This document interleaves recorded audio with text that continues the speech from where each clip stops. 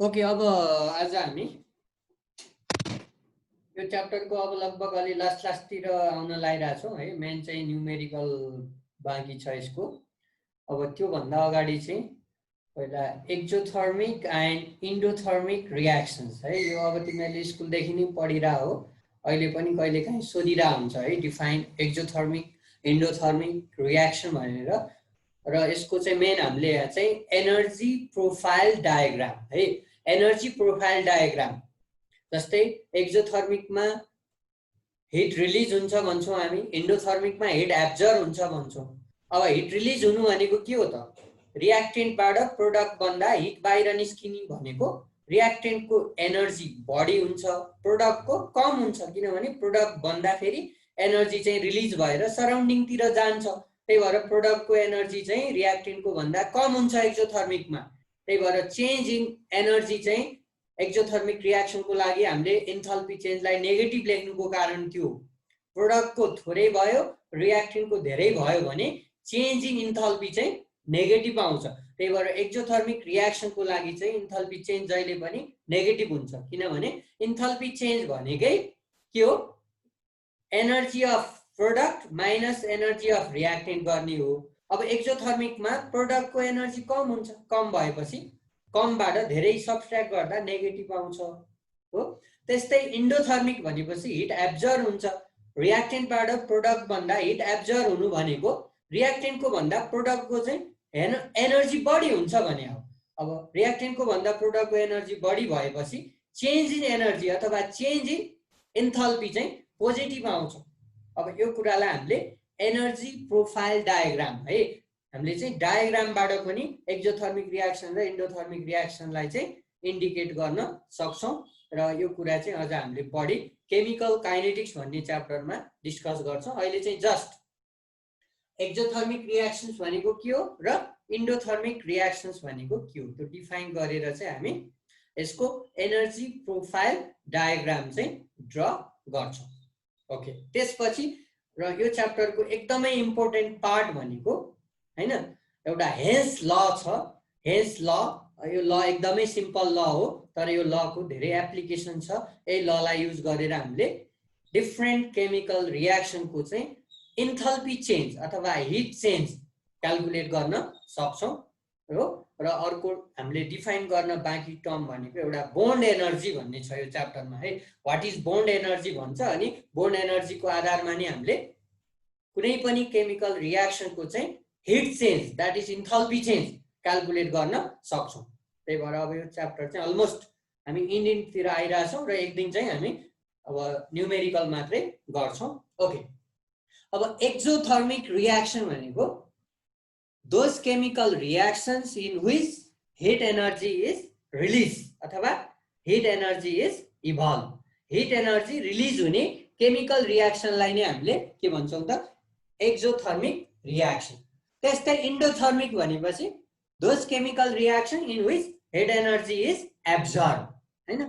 Certain amount of heat energy चाहिँ absorb हुनेलाई चाहिँ इन्डोथर्मिक रियाक्सन भन्ने हो, रिलिज हुने अथवा इभल्भ हुनेलाई चाहिँ एक्जोथर्मिक भन्ने हो। र एक दुईवटा हामीले एक्जाम्पल चाहिँ थाहा पाउनु पर्छ। Okay, write down exothermic reaction. अब एक्जोथर्मिक भनेको के हो त? Those chemical reaction, those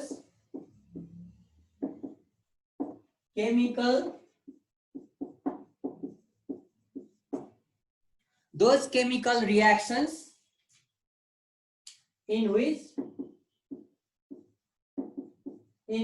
heat energy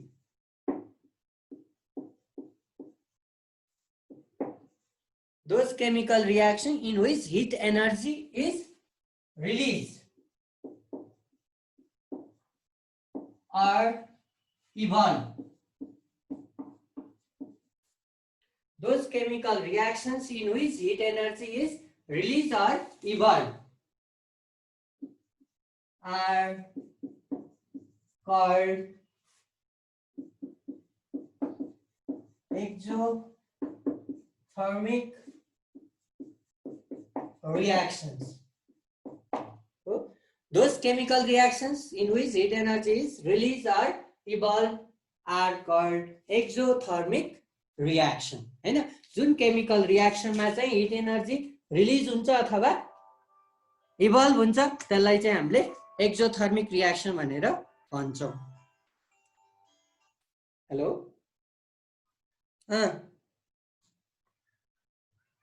त्यो 100 मार्क्स हो एउटा क्वेशनको 2 मार्क्स हुन्छ कति आयो पर्सेन्ट ए थोरै आएछ धेरै बिगाड ल म यहाँ क्लासमा छु ल बाइ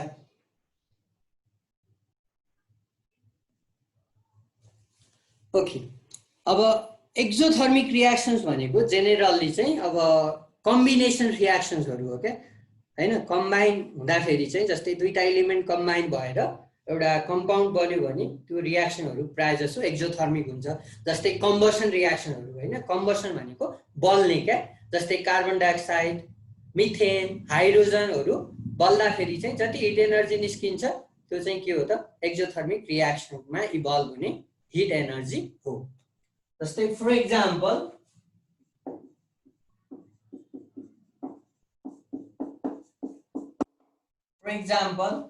जस्तै हेर त S2 plus O2 है S2 plus O2 बाट S2O बन्छ र जहिले पनि हामीले चाहिँ अब हाइड्रोजनको 1 मोल को लागि चाहिँ यो के हुन्छ त यसलाई हाफ मोल गर्नुपर्छ अनि 1 मोल अफ वाटर बन्छ हो अब यो रियाक्सनमा चाहिँ जति हिट एनर्जी रिलिज हुन्छ त्यो एक्जोथर्मिक रियाक्सनमा इभल्भ भएको हिट एनर्जी हो जस्तै यो रियाक्सन हामीले अलरेडी स्टडी गरिसकेका छौं कति आउँछ त -286.34 हैन यसको एक्युरेट छैन 4 किलो जुल त्यस्तै C plus O2 बाट CO2 यो रियाक्सन पनि एक्जोथर्मिक हो यसमा इन्थाल्पी चेन्ज -393.5 किलो जुल जति चाहिँ हिट एनर्जी के हुन्छ रिलिज हुन्छ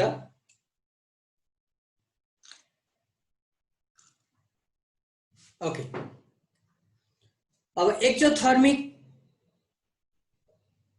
जस्तै अब एन्डोथर्मिक भनेपछि चाहिँ ठिक यसको रिभर्स केमिकल रियाक्सन हो जुन रियाक्सनमा हिट एनर्जी एब्जर्ब हुन्छ सिस्टमले सराउन्डिङबाट हिट एब्जर्ब गर्छ भने त्यसलाई हामी एन्डोथर्मिक reactions भन्छौं देख्ने those chemical reactions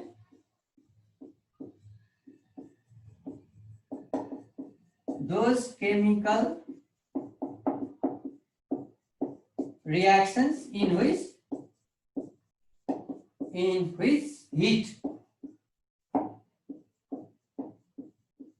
heat energy is absorbed. Heat energy is absorbed are called endothermic reactions. जुन रिएक्सन में चाहिँ हिट एनर्जी रिलीज हुन्छ त्यसलाई हामी एक्सोथर्मिक र हिट एब्जर्ब हुनेलाई हामीले इन्डोथर्मिक भन्छौं त्यस्तै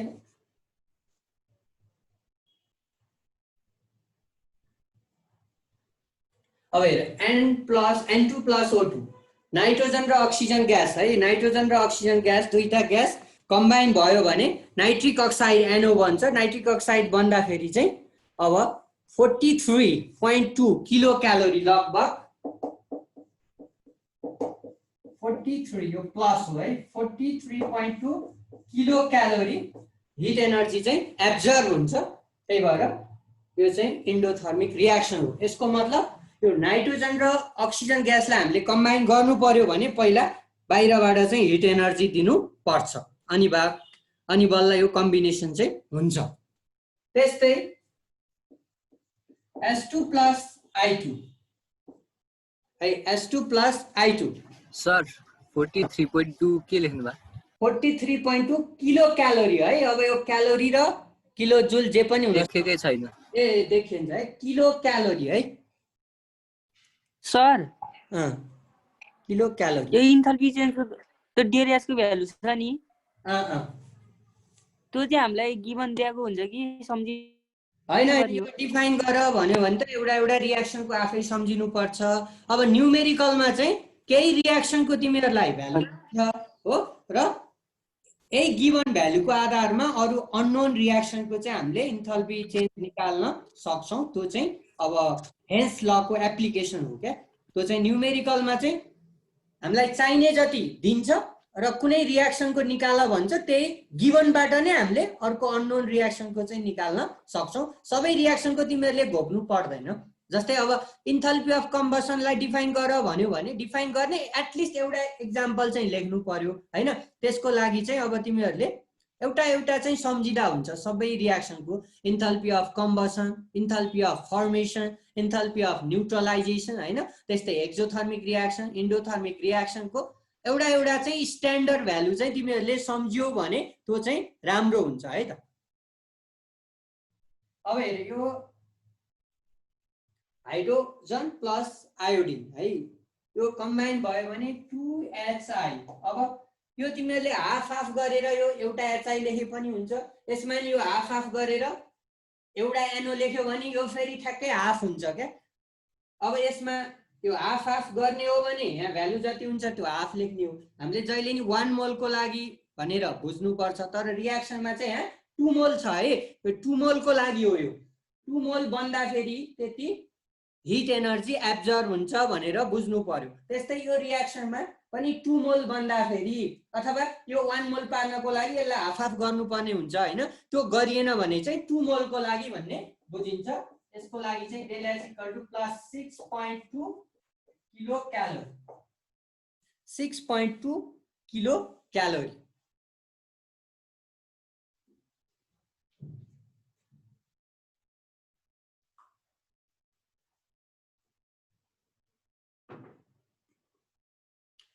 अब यो खास डेफिनेसन मात्रै हो र यसको एनर्जी प्रोफाइल डायग्राम है यो चाहिँ कहिलेकाहीँ 2 मार्क्समा सोधिरहेछ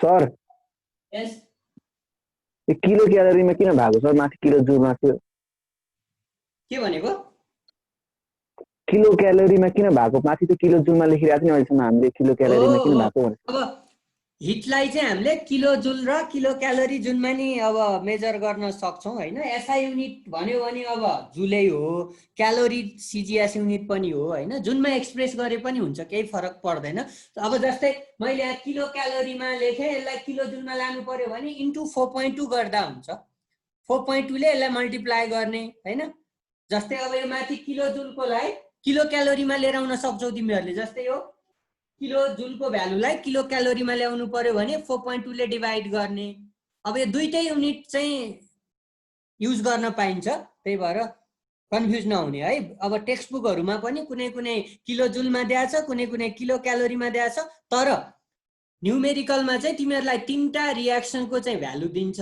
है त्यो भ्यालु चाहिँ तीनवटै एउटै युनिटमा दिन्छ क्या त्यही भएर कन्फ्युज नहुने कि तीनवटै किलो जुलमा दिन्छ कि तीनवटै किलो क्यालोरीमा दिन्छ है त्यो न्यूमेरिकल गरेपछि हामीलाई थाहा हुन्छ तर एउटा किलो जुल अर्को किलो क्यालोरीमा चाहिँ राख्न पाइदैन है एउटा न्यूमेरिकलमा सबै रियाक्सनको भ्यालु चाहिँ कि सबै किलो जुलमै युज गर्ने कि सबै किलो क्यालोरीमै युज गर्ने अनि बल्ल एन्सर पनि स्ट्यान्डर्ड कि किलो जुलमै आउँछ कि किलो क्यालोरीमै आउँछ ठीक छ अहिले इन्डिभिजुअली चाहिँ हामीले अब जुन युनिट युज गर्दा नि हुन्छ तर न्यूमेरिकलमा चाहिँ तिमीहरूलाई क्वेशनमा नै अब तीनटै रियाक्सनको भ्यालु दिएको हुन्छ अब कन्फ्युज हुँदैन केही पनि गाह्रो हुँदैन कि तीनटै किलो जुलमा दिएको हुन्छ कि तीनवटै किलो क्यालोरीमा दिएको हुन्छ किलो क्यालोरीमा दिएको छ भने एन्सर पनि किलो क्यालोरीमै आउँछ किलो जुलमा दिएको छ भने एन्सर पनि किलो जुलमै आउँछ ठीक छ कन्फ्युज नहुने यसमा अब यसको भनेको एनर्जी प्रोफाइल डायग्राम है एनर्जी प्रोफाइल डायग्राम भनेको रियाक्टेन्ट र प्रोडक्टको एनर्जी कुनको बढी हुन्छ किन यहाँ इन्डोथर्मिकमा किन यो इन्थल्पी चेन्ज पोजिटिभ आयो एक्जोथर्मिकमा इन्थल्पी चेन्ज किन नेगेटिभ आयो हो त्यो कुरा चाहिँ हामीले डायग्रामबाट पनि बुझ्न सक्छौं त्यही भएर अब एक्जोथर्मिक र इन्डोथर्मिकको चाहिँ एनर्जी प्रोफाइल डायग्राम है। यो चाहिँ एकदम सोध्छ सिधै तिमीहरूलाई draw the energy profile diagram for exothermic reaction for endothermic reaction भनेर सोधिरहेछ। यो सिम्पल डायग्राम छ केही छैन जस्तै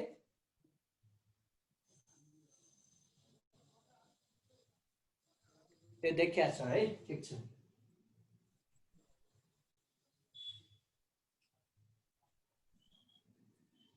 एउटा एक्जोथर्मिक को अलि छड्के भा है यो अलि बोर्डमा त्यही भएर हो। एउटा एक्जोथर्मिक को लागि हो अर्को इन्डोथर्मिक को लागि हो। अब यो साइडमा प्रोग्रेस अफ रिएक्सन भन्छ है तल प्रोग्रेस अफ रिएक्सन तल प्रोग्रेस अफ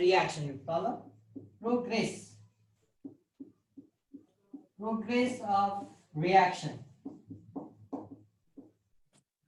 र यो y एक्सिस मा चाहिँ पोटेन्शियल एनर्जी यो चाहिँ पोटेन्शियल एनर्जी है। y एक्सिस मा पोटेन्शियल एनर्जी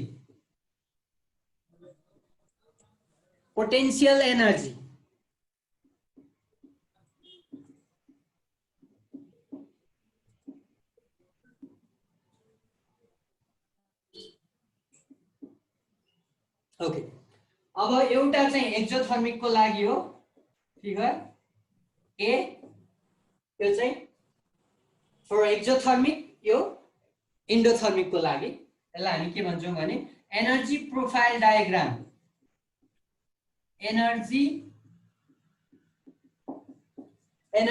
प्रोफाइल डायग्राम है। Energy profile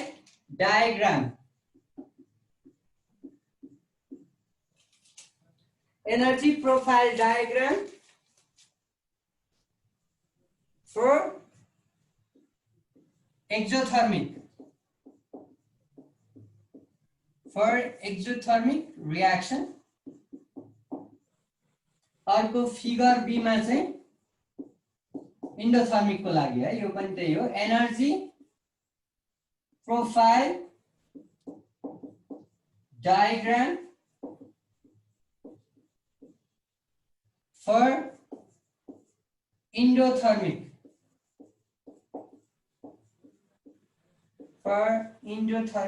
reaction।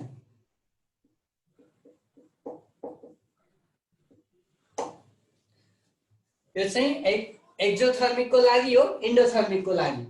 अब यसको लागि हामीले कुनै एउटा रिएक्सन कन्सिडर गर्न सक्छौं है। यो सम्झिनको लागि मात्रै हो। मानौ कि रिएक्सन चाहिँ के छ भने ए र बी बाट सी र डी बन्ने कुनै एउटा रिएक्सन छ। Suppose for this reaction A plus B gives C plus D, we are going to draw energy profile diagram है। यो रिएक्सन को लागि चाहिँ हामीले एनर्जी प्रोफाइल डायग्राम ड्रा गर्न गइरहेछौं। अब हेर एक्जोथर्मिक मा के हुन्छ भने रिएक्टेन्ट को एनर्जी पोटेन्शियल एनर्जी हाई हुन्छ प्रोडक्ट को कम हुन्छ। त्यही भएर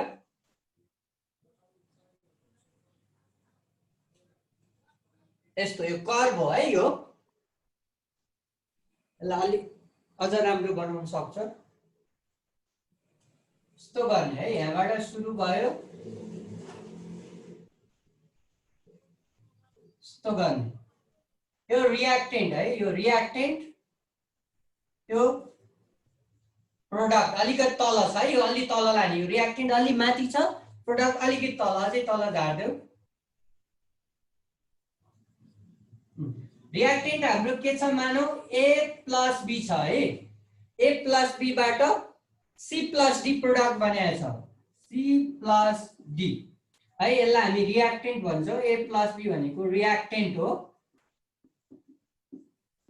A plus B लाई रिएक्टेन्ट अनि यो C plus D लाई प्रोडक्ट। अब हेर है यो रिएक्टेन्ट को लेभल देखि यो सबैभन्दा म्याक्सिमम हाइट सम्म यसलाई एक्टिभेसन एनर्जी भन्छ है। EA है। EA भनेको एक्टिभेसन एनर्जी। हेर है इए भनेको एक्टिभेसन एनर्जी हामीले यो केमिकल काइनेटिक्समा यो डिटेलमा पढ्छौँ व्हाट इज एक्टिभेसन एनर्जी भनेर हेर अब यो स्टार्टिङ पोइन्टमा पोटेन्शियल एनर्जी 0 छ रियाक्टेन्टको पोटेन्शियल एनर्जी भनेको यो लेभल हो प्रोडक्टको यो हो ल यो रियाक्टेन्टको पोटेन्शियल एनर्जी देखि यो म्याक्सिमम हाइट सम्मलाई एक्टिभेसन एनर्जी भन्छ अनि अब यो रियाक्टेन्टको एनर्जी अलि माथि छ प्रोडक्टको अलि तल छ भनेपछि प्रोडक्टको कम छ त्यही भएर यो दुईटाको बिचको एनर्जीको ग्यापलाई नै हामीले इन्थल्पी भन्ने हो त्यही भएर यो दुईटाको यो बिचको ग्याप हेर त यो दुईटाको बिचको ग्यापलाई नै डेल एच भन्ने हो है रियाक्टेन्ट र प्रोडक्टको एनर्जीको ग्यापलाई नै डेल एच भन्ने हो र यो डेल एच इक्वल टु के छ त यसको भ्यालु भनेको enthalpy of product del H P minus del H R हो है डेल एच पी भनेको प्रोडक्टको पोटेन्शियल एनर्जी भनेर बुझे नि हुन्छ तिमीहरूले प्रोडक्टको एनर्जी माइनस रियाक्टेन्टको एनर्जी भनेपछि कसको बढी छ रियाक्टेन्टको बढी छ रियाक्टेन्टको एनर्जी बढी भएपछि प्रोडक्टकोबाट रियाक्टेन्टको घट्दा के आउँछ माइनस आउँछ त्यही भएर जहिले पनि एक्जोथर्मिक रियाक्सनको लागि चाहिँ इन्थल्पी चेन्ज नेगेटिभ किन आउँछ भने एक्जोथर्मिक रियाक्सनमा है जहिले पनि रियाक्टेन्टको एनर्जी हाई हुन्छ प्रोडक्टको लो हुन्छ अनि प्रोडक्टकोबाट रियाक्टेन्टको घटाउँदा नेगेटिभ आउँछ त्यही भएर enthalpy change for exothermic reaction is always negative हो यति देखाउने हो यही कुरा यसमा देखाउने हो तर रियाक्टेन्ट र प्रोडक्टको चाहिँ एनर्जी ठिक उल्टो हुन्छ इन्डोथर्मिकमा चाहिँ के हुन्छ त रियाक्टेन्टको एनर्जी लो हुन्छ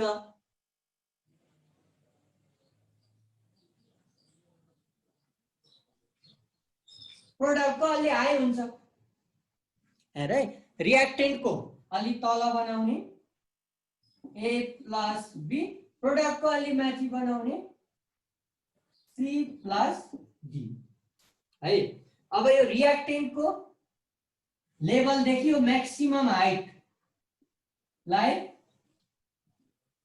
यो इए भन्छ एक्टिभेसन एनर्जी अनि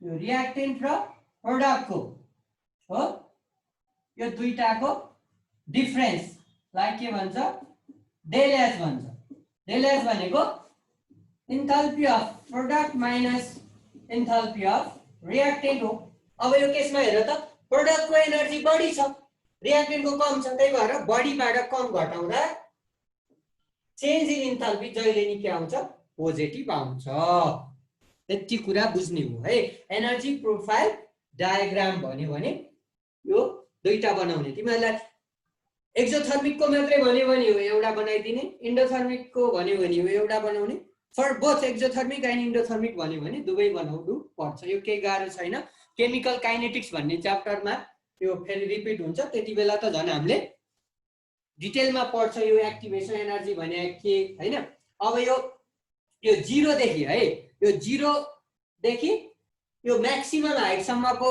एनर्जीलाई थ्रेशोल्ड एनर्जी भन्छ थ्रेशोल्ड एनर्जी भनेको यो 0 देखि यो म्याक्सिमम हाइट सम्मको एनर्जीलाई थ्रेशोल्ड एनर्जी भन्छ यो एक्टिभेसन एनर्जी प्लस यो एनर्जी जोड्यो भने त्यसलाई थ्रेशोल्ड एनर्जी भन्छ त्यही भएर एक्टिभेसन एनर्जी भनेको यो थ्रेशोल्ड एनर्जी भनेको यो 0 देखि यो टप सम्मको माइनस अनि यो चाहिँ रियाक्टेन्टको एनर्जी है यो चाहिँ रियाक्टेन्टको एनर्जी घटाइदियो भने एक्टिभेसन आउँछ त्यो म्याथमेटिकल्ली हामीले देखाउनु पनि पर्छ त्यो चाहिँ केमिकल काइनेटिक्स भन्ने च्याप्टरमा हामीले डिस्कस गर्छौं अहिले हामीलाई त्यो चाहिँदैन जस्ट अहिले हामीलाई एक्जोथर्मिक र इन्डोथर्मिक भनेको के हो अनि यसको एनर्जी प्रोफाइल डायग्राम हो त्यति मात्रै हो ओके अब यो च्याप्टरको सबैभन्दा इम्पोर्टेन्ट पार्ट भनेको हेस law of constant hit summation भन्ने छ र अर्को भनेको बोन्ड एनर्जी अथवा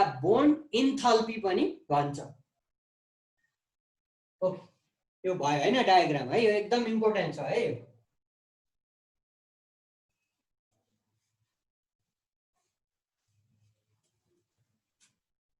ओके पहिला हामीले बोन्ड एनर्जी भने के हो है यो डिफाइन गर्छौं बोन्ड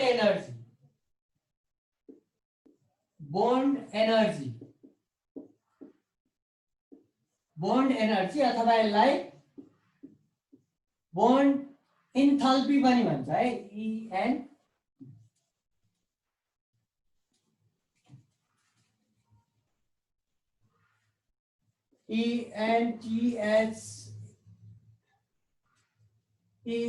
ENTHALPY बोन्ड एनर्जी अथवा बोन्ड इन्थल्पी है। अब यो टाइम अलि धेरै छैन यो फर्स्ट पार्टको सिदिन लाग्छ। हेर बोन्ड एनर्जी अथवा बोन्ड इन्थल्पी भन्यो भने के हो भने अब बोन्डलाई हामीले ब्रेक गर्नु पर्यो जुन बोन्ड हुन्छ एटम बीच मलिक्युलमा त्यो बोन्डलाई हामीले ब्रेक गर्नु पर्यो भने बाहिरबाट हामीले एनर्जी सप्लाई गर्नुपर्छ हो। कुनै पनि बोन्डलाई ब्रेक गर्नु पर्यो डिसोसिएट गर्नु पर्यो भने बाहिरबाट हामीले certain amount of heat energy supply गर्नु पर्छ। त्यही भएर यो बोन्ड एनर्जीलाई बोन्ड डिसोसिएसन एनर्जी पनि भन्छ है। बोन्ड एनर्जी अथवा bond enthalpy is also called bond dissociation energy. कुनै पनि मलिक्युलको कुनै पनि टाइपको बोन्डलाई है बोन्ड भनेपछि 3 किसिमको हुन्छ तिमीहरूलाई थाहा छ इलेक्ट्रोभ्यालेन्ट बोन्ड कोभ्यालेन्ट बोन्ड हैन कोअर्डिनेट कोभ्यालेन्ट बोन्ड जुनसुकै बोन्ड होस् मतलब छैन। कुनै पनि बोन्डलाई ब्रेक गर्नु पर्यो भने certain amount of energy heat energy should be supplied from outside हो। त्यही सप्लाइड गर्नुपर्ने एनर्जी बोन्ड ब्रेक गर्नको लागि जति हामीले एनर्जी सप्लाई गर्नुपर्छ त्यही सप्लाई गर्नुपर्ने अमाउन्ट अफ एनर्जीलाई नै सिम्पली बोन्ड एनर्जी अथवा बोन्ड डिसोसिएसन एनर्जी भन्ने हो।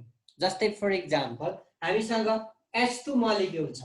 अब हाइड्रोजन मलिक्युलमा दुईवटा एटम छ त्यसमा HH हो। दुईटा हाइड्रोजन कम्बाइन भएर हाइड्रोजन मलिक्युल बन्छ। अब यो हाइड्रोजन मलिक्युललाई ब्रेक गर्ने भनेको यो दुईटा हाइड्रोजन एटमको जुन एउटा कोभ्यालेन्ट बोन्ड छ हो यो बोन्डलाई हामीले ब्रेक गर्ने हो। यो बोन्डलाई ब्रेक गर्नु पर्यो भने बाहिरबाट हामीले एनर्जी दिनुपर्छ हो। जति एनर्जी हामीले दिनुपर्छ त्यही एनर्जीलाई बोन्ड एनर्जी अफ हाइड्रोजन भन्ने हो है। त्यही भएर सिम्पली बोन्ड एनर्जी भनेको the amount of energy required to break a particular type of bond present in 1 mole of a substance है। यहाँ पनि सब्सटेन्सको क्वान्टिटी चाहिँ 1 मोलै फिक्स हुनुपर्छ। जस्तै H2 भनेको 1 मोल अफ हाइड्रोजन हो। अब 1 मोल अफ हाइड्रोजनमा भएको बोन्डलाई ब्रेक गर्नको लागि जति हामीले हिट एनर्जी बाहिरबाट सप्लाई गर्नुपर्छ त्यही सप्लाई गर्नुपर्ने अमाउन्ट अफ हिट एनर्जीलाई नै के भनिन्छ त बोन्ड डिसोसिएसन एनर्जी अथवा बोन्ड इन्थल्पी अथवा सिम्पली बोन्ड एनर्जी। त्यस्तै अब हेर अक्सिजन मलिक्युलमा दुईटा अक्सिजन एटमको बीचमा दुईटा कोभ्यालेन्ट बोन्ड छ हेर है। O2 मलिक्युलमा दुईटा कोभ्यालेन्ट बोन्ड छ। त्यही भएर अक्सिजनको बोन्ड एनर्जी बोन्ड इन्थल्पी भन्यो भने यो दुईटा अक्सिजन एटमको बीचमा भएको यो डबल कोभ्यालेन्ट बोन्डलाई ब्रेक गर्नको लागि हामीले जति हिट एनर्जी दिनुपर्छ त्यसैलाई बोन्ड एनर्जी अथवा बोन्ड इन्थल्पी भन्ने। त्यही भएर यो डिफाइन गर्न केही गाह्रो छैन। यो पनि प्राय सोधिराख्छ यो 4 मार्क्सको न्युमेरिकलमा सुरुमा डिफाइन बोन्ड एनर्जी भन्छ अनि बल्ल न्युमेरिकल दिन्छ क्या 4 मार्क्सको अनि 1 + 4 गरेर 5 मार्क्समा सोध्छ। र अब यहाँ अर्को इन्ट्रेस्टिङ कुरा के छ भने कुनै पनि बोन्डलाई ब्रेक गर्नको लागि जति एनर्जी हामीले दिनुपर्छ नि त्यसैलाई बोन्ड एनर्जी